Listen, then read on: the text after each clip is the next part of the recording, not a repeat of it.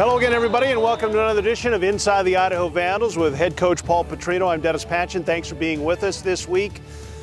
Tough one last Saturday in SEC country. It was. You know, I thought there were parts of the game, though, that our guys made definite improvement. It was probably the best protection-wise our O-line played all year, so those were definitely things you can build on. Desmond Epps had a great game.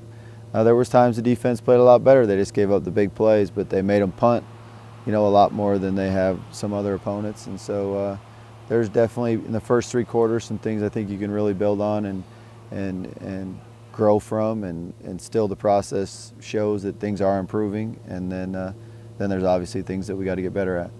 When you go play those type of games, they hand you a check, and you're not supposed to win those type of games. And when your program gets to where it is, you will win those games. But what can you take out of last weekend's trip to Mississippi to build on with back-to-back home games coming up where you've got two winnable games? Well, I think you build on that you're playing against, you know, a team from a real good conference that's a successful team.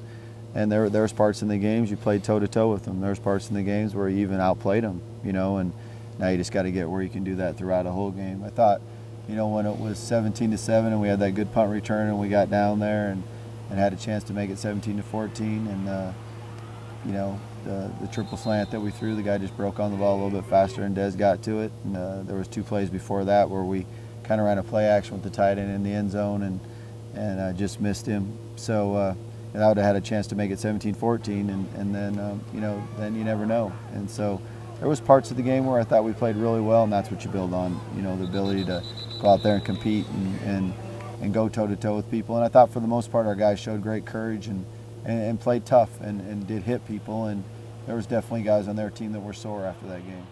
Did you see, I mean, did you, as the game was going on, or is it one of those things you don't really notice until film, you're seeing progress from your guys even though you were playing one of the best teams you're going to play all season? No, you saw it. You felt it going on because the quarterback wasn't going to hit as much, you know, and there were times where we hit their quarterback, and there was times where you saw their offensive players, whether it was a receiver or a running back, getting hit, you know, and a lot of times you can tell by the noise of the hits and the feel of the physical toughness of the game whether you're improving or not. And physically tough, we improved, and we only had one guy, you know, come out of it getting injured. So usually when you go into a game like that and you have come out with one guy, then you know physically you're becoming a tougher team. You used to be on the other side of that when you were, you know, at Illinois and Arkansas, and you'd see a team come in from a smaller conference. What was your greatest fear, and were you able to do some of those things against Ole Miss? You know, I think probably where it happened to me more than anywhere was Louisville. You know, we had a little 4-year span there where we were pretty dominant over everybody we played, and the biggest fear was you weren't going to execute well. You weren't going to, you know, you're going to play sloppy, and you weren't going to play real well, and you weren't ready to play. And so as a coach, you did everything you could that week to get them ready to play and go out and be sharp and improve yourself as a team.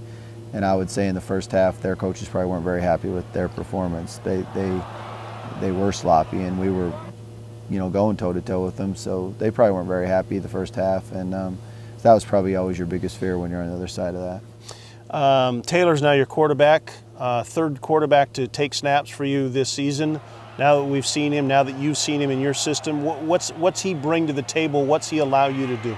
You know, it's just something where I think each day in practice and each game he plays, he'll get more, you know, get the rust off a little bit, get more used to it.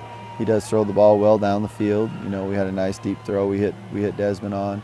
I think it's just got to get him getting a feel for, you know, some of the quick games, some of the other game, to make sure he knows where he's going with the ball, and you just got to get a feel for what he does well and his strengths, and those are some of the things that you try to work on and try to improve on. And he's just got to get ready to go. It's his senior year, the last two home games, and so have him come out here and play great and try to get 2 victories. Is your offense such that you kind of tailor it towards a quarterback?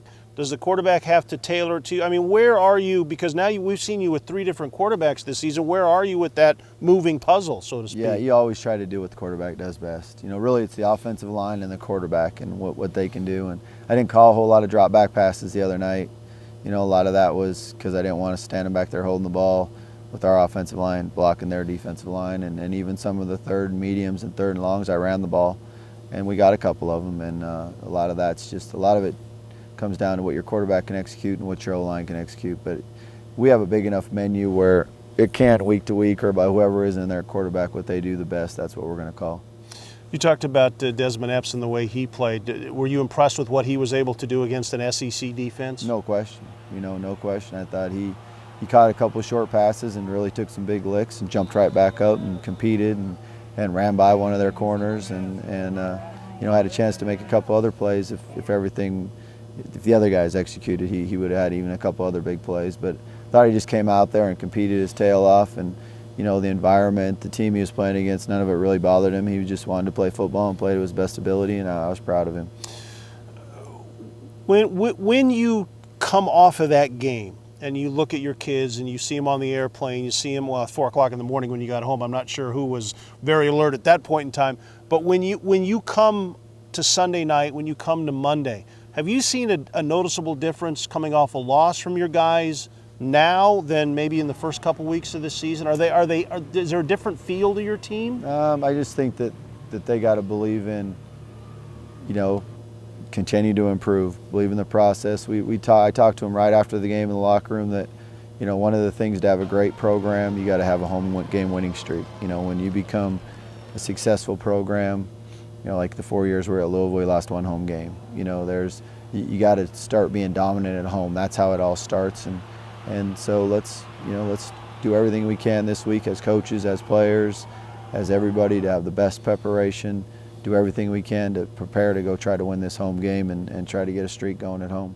Can you tell there's a difference because there is a home game? In fact, two home games in a row? No, I think they came out here last night at practice and had a lot of juice to them and flew around and we had a good practice and they're a good team. They're going to probably be going to a bowl game themselves. Texas State is a good football team. Coach Francione is, one of the legendary coaches in this game and has done a great job everywhere he's been.